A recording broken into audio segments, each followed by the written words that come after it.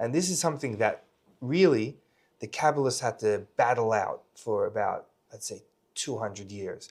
From the time of the Holy Arizal, who lived in the city of Tzfas in Israel. And he was what they call the Father of Modern Kabbalah. He was an unbelievable visionary, a holy man, and someone who really taught all the future schools of Kabbalistic thought. So the Arizal is kind of like the father of Kabbalah. He's the one Of future Kabbalah. not of all time, because for thousands of years, since Moses was on Sinai, Right. Jews have been learning Kabbalah. Because what is Kabbalah?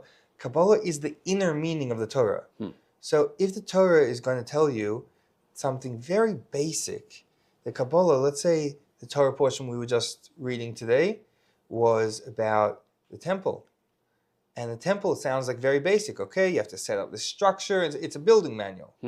Then the Kabbalah is going to explain to you, well, actually, the reason why we have such a specific building is because it represents the higher worlds and spheres. And it allows us to connect to God on a higher plane, and explains to you how. So it's the inner meaning of each part of the Torah. So what the Arizal brought in was that he took this a step further. And he began the process of making Kabbalah accessible and understandable for regular people. It took hundreds of years for this to come into actuality until you could have a YouTube channel about it. Exactly. But he really started that ball rolling. Until his times, Kabbalah was only for the greatest holy men. It was a secret science. It was something that most people didn't know existed. Right. It was the secret code.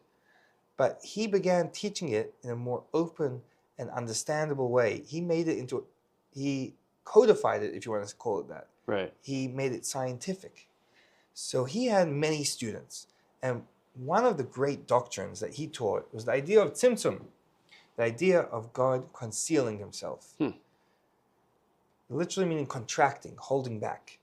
And he had all his students went into one of two camps.